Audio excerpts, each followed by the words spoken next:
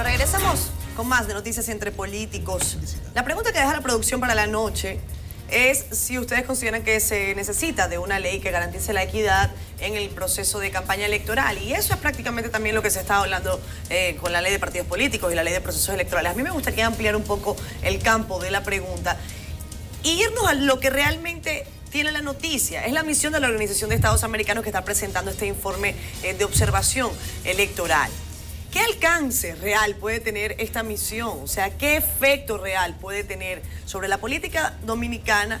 No me refiero al tema didáctico, sino al tema práctico. ¿Realmente alguien va a coger estas conclusiones, estas consideraciones que está proyectando el presidente Pastrana como presidente de esa misión?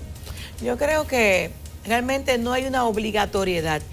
Esos organismos observadores, en este caso como la OEA, se involucran en sus funciones de observación en los procesos electorales como una forma de ser veedores, de garantizar de alguna manera, en términos de la observación, de que las cosas estén bien o estén mal. Si están mal, se informan. Si están bien, pues le dan aquiescencia a ese tipo de cosas, que es lo mejor que uno puede querer que pase en un proceso electoral. No obstante, esto no tiene una implicación directa sobre decisiones. Ahora, como organismos tienen la posibilidad, y en efecto es lo que han hecho, de rendir un informe sobre lo que vieron en las elecciones, cuáles fueron las principales debilidades y las fortalezas. En estas elecciones no hubo ninguna fortaleza.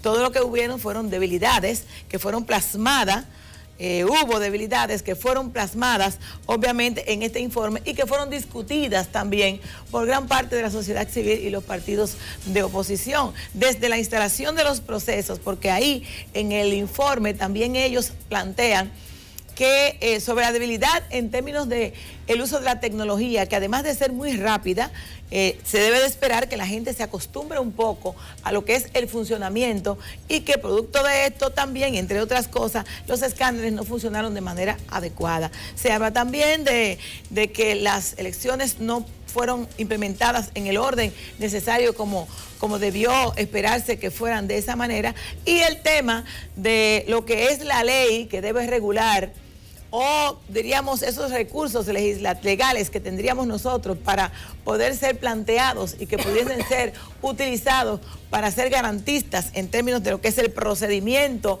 en todo el proceso electoral, también es algo que a nosotros nos ha preocupado. Los partidos políticos, no ha habido una voluntad política para aprobar una ley de partidos políticos ni de garantías electorales, y ahora estamos hablando de un código que reúna todas estas iniciativas. Ahora bien, ¿por qué esto no ocurre? Ocurre que cuando se pretende hacer uso deliberado de los recursos del Estado, estas son las consecuencias. Pero además, cuando se quiere estar a la deriva en las diferencias que se establecen durante todo el proceso electoral en cuanto a las desigualdades entre los partidos más pequeños, los partidos de oposición, porque en países presidencialistas como estos, el uso de los recursos del Estado regularmente no son limitados.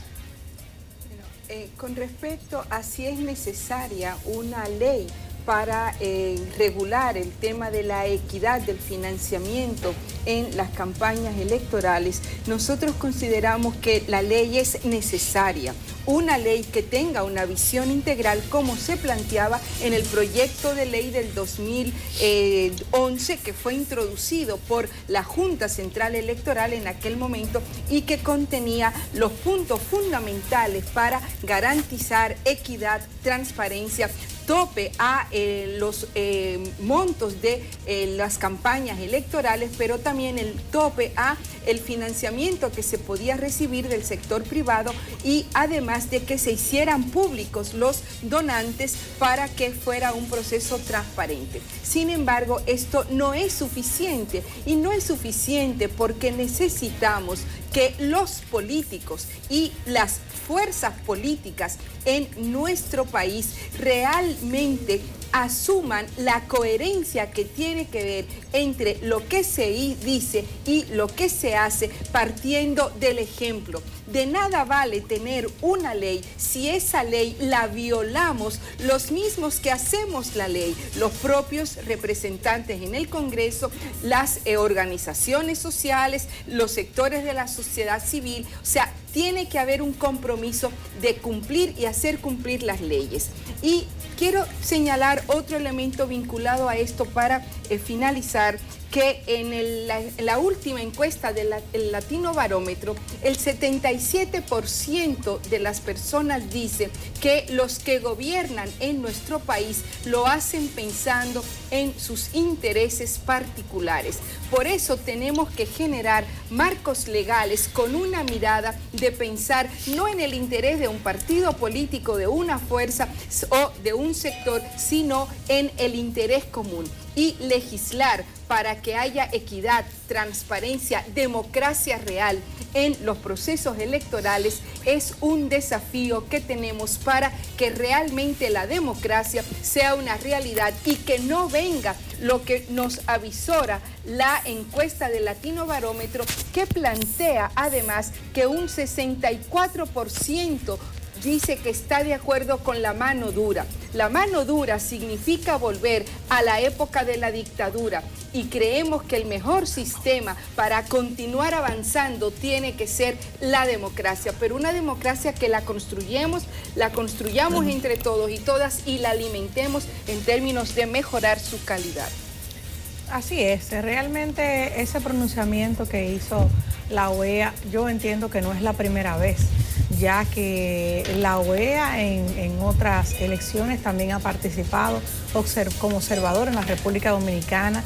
De hecho, seminarios que hizo la Junta Central Electoral en el planteamiento de la reforma electoral y de la ley de partidos políticos, en la cual yo participé, pues habían representantes de la OEA y las inquietudes eran prácticamente la misma.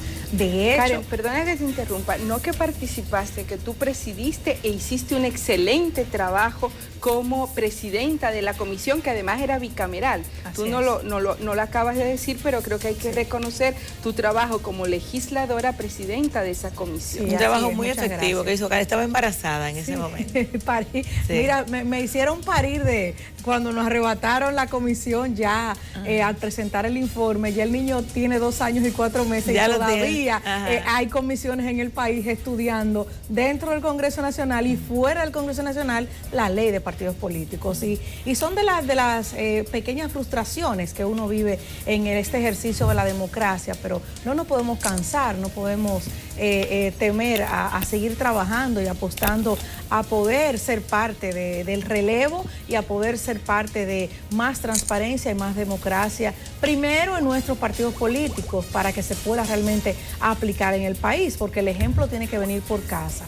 Y entiendo que dentro del proyecto de ley de partidos políticos que pudimos trabajar en esa oportunidad, que fue fruto ya el resumen de 11 iniciativas, no creo que a los partidos se le va a ocurrir otra cosa, porque en ese momento hicimos aproximadamente 20 entrevistas públicas y visitas recibidas de los partidos emergentes, de la sociedad civil, la propuesta de la Junta, prácticamente de todos los partidos, y pese a eso sacamos el resumen y siempre esa parte de la equidad y de la distribución estuvo ahí porque fue parte de lo que conservamos de una ley completa como fue la que la Junta Central Electoral presentó. Nosotros lo que hicimos fue que mejoramos esa propuesta con las inquietudes que estaban dispuestos a aplicarse, porque la mejor ley que puede existir es la que realmente se puede aplicar. Entonces, por esa razón, entendemos que atinada, como siempre, la opinión de la OEA, porque entendemos que también para el proyecto que presentó la Junta Central Electoral, esas consideraciones ya estaban plasmadas dentro de la ley. ¿Sabe que hay algo muy... Perdóname, ¿Cómo no? Es para que sirva también y opinemos sobre eso. Hay algo importante también que nosotros nos provocaba algún tipo de preocupación.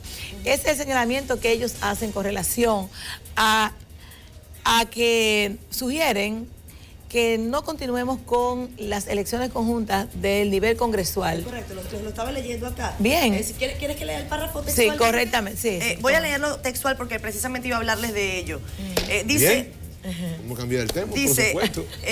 El senador, en el caso Es ahí del mismo, voto de son entre de los las senadores y los manifestaciones de ellos. diputados, dice, vale aclarar que votar por un diputado supone implícitamente un voto por el senador de la organización. Sí. Este mecanismo de elección no contempla que un votante pueda seleccionar candidatos de distintas alianzas en la elección de forma individual para las diferentes cámaras del Congreso. Debido a esto, es habitual que en el Senado un partido obtenga una absoluta mayoría. Aunque este sistema de asignación de escaños genera condiciones de gobernabilidad, limita al mismo tiempo la pluralidad en el poder legislativo y contribuye a la concentración de poder. A eso es lo que se refiere. Sí, perfectamente. Monchi. Sí, yo pienso que los mecanismos de financiación de los partidos políticos van dirigidos en un espectro mucho más amplio. Y digo esto porque si miramos con la estrechez del concepto de recaudar, estamos dejando fuera toda clase de maniobras referidas a financiar formas, recursos que no necesariamente se asientan en la contabilidad de los partidos. Me explico. Todos conocemos las famosas contribuciones en especie, en comida, en agua, en publicidad exterior, en alquiler de vehículos, en polocher, en calcomanías. Entonces, en afiches, vallas. Todo es, por supuesto, publicidad exterior. Todo esto tenemos que mirarlo con mucho más rigor, porque en muchísimos países donde se ha ido la mano, en muchísimas demarcaciones en donde las fiscalías electorales no han cumplido con su deber, las campañas políticas han pasado a ser factorías de lavado de dinero. Muchísima gente que invierte para entonces, al margen, de manera paralela, accesoria al proceso per se, poder generar cualquier cantidad de recursos para lavar dinero. Y no digo esto para ser sensacionalista, sino porque si empalmamos eso con otro tema que hemos discutido aquí en el programa, que es el de la cantidad de candidatos que sobre sus hombros hay una mancha, una estampa de tener algún nivel de financiamiento espurio, estamos hablando de que tenemos un Estado que podría bailotearse en una parte importante de capitales sucios. Y yo pienso que único que le falta al sistema de partidos nuestro, a partir del desprestigio que tiene, y todos ustedes saben cuál es mi postura, de que yo no soy un antisistémico, sino yo creo en que debemos mejorar el partido, y los partidos, y las instituciones, y el modelo democrático, a partir del que tenemos, construir el que nos merecemos y el que queremos.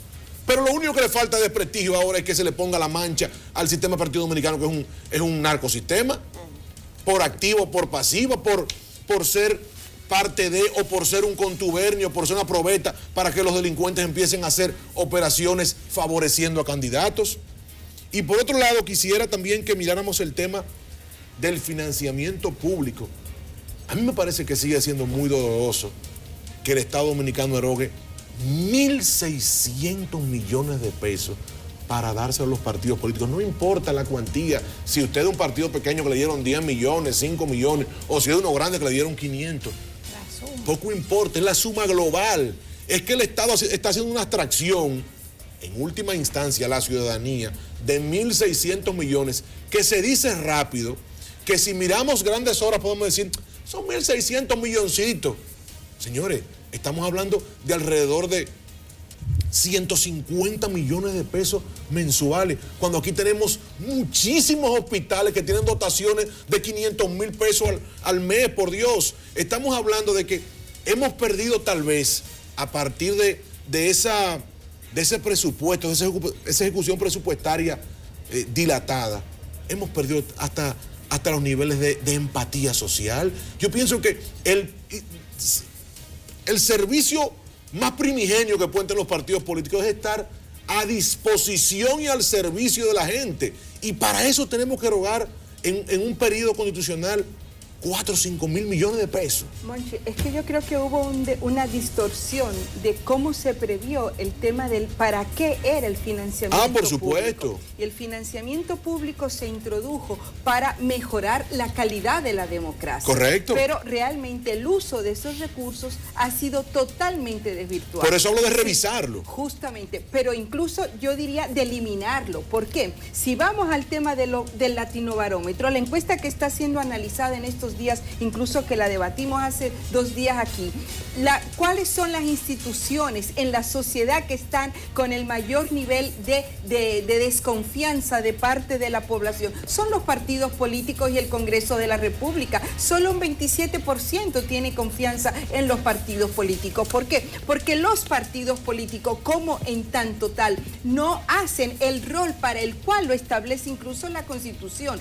que sean partidos en el cual se elaboren propuestas, líneas, acciones para dirimir con la sociedad y representar a la sociedad y a la ciudadanía. Entonces yo creo que el tema del financiamiento realmente hay que planteárselo desde el punto de vista de la posibilidad de eliminarlo.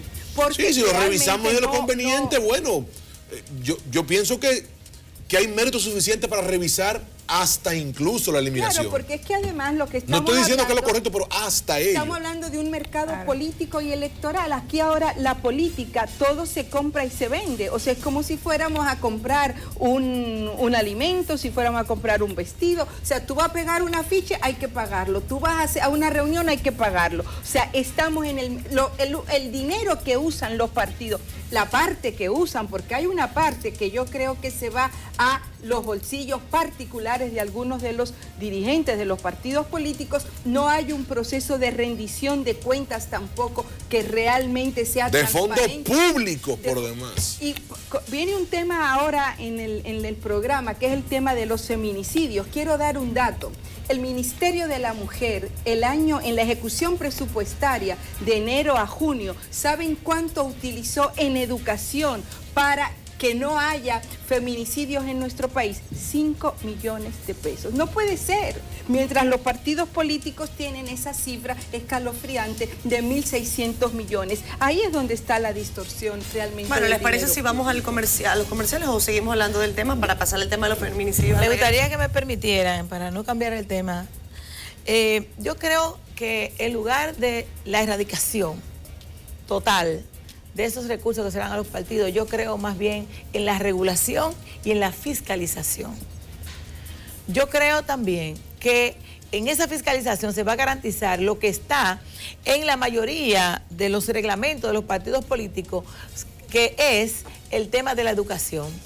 Porque una de las, diríamos que de las razones fundamentales de esos recursos es precisamente que los partidos eduquen a su militancia y que de esa forma pues podamos dar mejor servicio a la nación.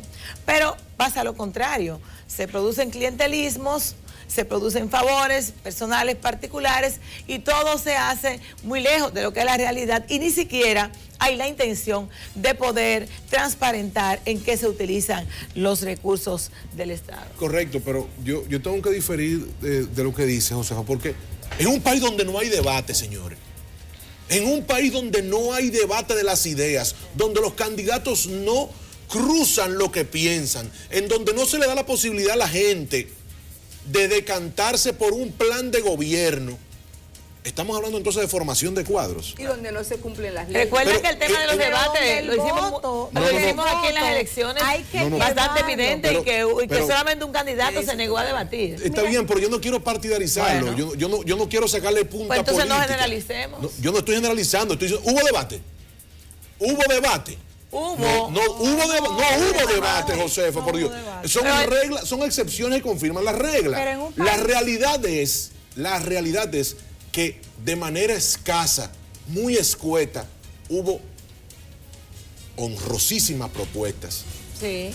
Tenemos a doña Guadalupe y negativas que hizo sus propuestas. Porque doña Guadalupe haya hecho sus propuestas, se puede decir que el sistema hizo propuestas. No el sistema, obviamente. Bueno, pero estamos hablando del sistema. Tenemos que trabajar para que eso ocurra. No se justifica.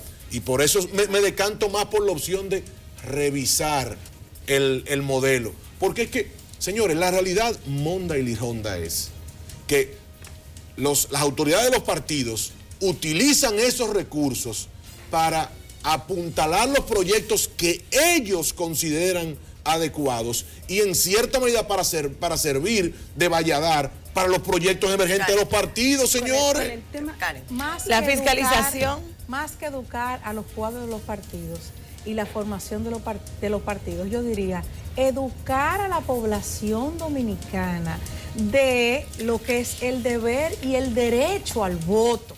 Que el voto no sea un tema de logística, de que hay que ver cómo yo voy a llegar a votar. O sea, el día que aquí, con seriedad, querramos tratar el tema, yo creo que habría que revisar la forma de hasta qué punto el voto en la República Dominicana pudiera ser educado y reorientado hasta para que fuese obligatorio. Mire, porque si no, van a seguir ganando las personas que tengan dinero, que puedan cargar la gente a votar, porque si no la gente supuestamente no va y vota solo. Y esa es la práctica que hemos tenido. Hay que llevarlo. A menos que, exactamente. Hemos tocado varios puntos del informe de la OEA. Pero hay un punto importante que es el acceso a los medios de comunicación. Que no cumplió su rol.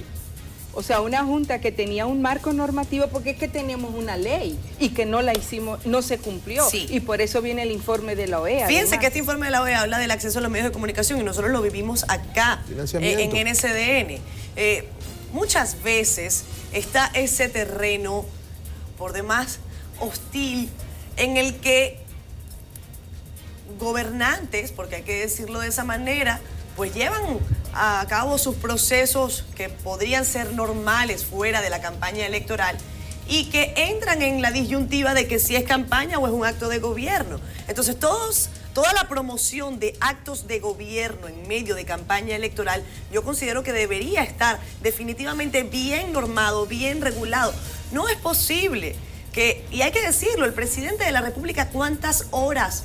Eso podríamos sacarlo. ¿Cuántas horas estuvo al aire el presidente de la República durante la campaña electoral? Eso genera una situación también de desventaja en el acceso a los medios de comunicación. Claro. Y en eso también hace un apunte la Organización de Estados Americanos cuando dice que ellos recibieron quejas de fuerzas políticas que aseguran no haber podido conseguir espacios porque incluso ya habían sido adquiridos por otros. Por el tema del dinero. Pero más allá de eso, en los medios de comunicación tendríamos que tener alguna forma de distinguir claramente esto es campaña, esto no puede salir.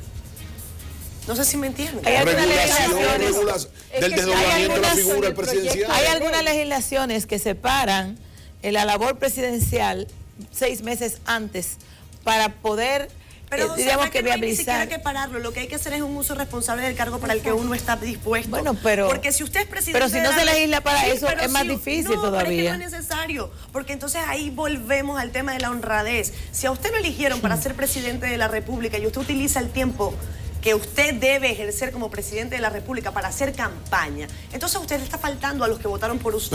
Pero Catherine, es una cuestión, no hay que enseñarle a nadie lo que es el uso adecuado de recursos del Estado. No. Usted no puede ser un funcionario que está ocupando un puesto, pase 4 años poniendo vallas, diciendo fulano trabajando, poniendo letreros, fulano trabajando, entonces con su imagen, entonces venir en el proceso siguiente utilizar la misma foto con un eslogan similar.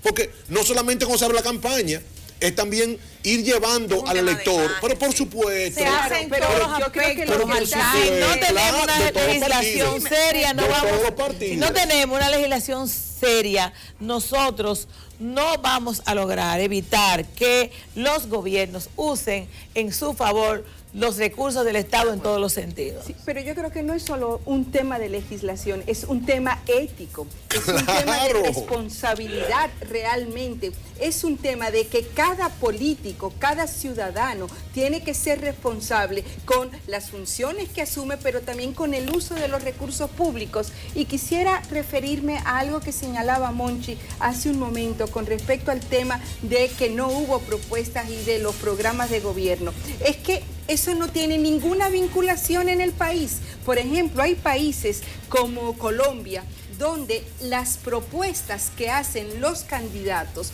a nivel, por ejemplo, de la presidencia de la República o de los gobiernos locales, ese proyecto, esa propuesta en la campaña, el que gana se convierte automáticamente en ley y es vinculante para el ejercicio de gobierno de la presidencia o del gobierno local, mediante el cual los ciudadanos van a evaluar el desempeño de ese presidente o esa presidenta o de ese alcalde o alcaldesa en función de las propuestas programáticas que hizo en la campaña. Aquí las propuestas programáticas se hacen, no se hacen, no sirve para nada, porque nadie... Un mecanismo de allantar a la gente para decir lo que uno cree, para algo entonces formal, después hacer lo que algo considere. formal. Y eso hay que cambiarlo en el país también. Bueno, vamos a ir a comerciales, al regreso cambiamos de tema, ya regresamos.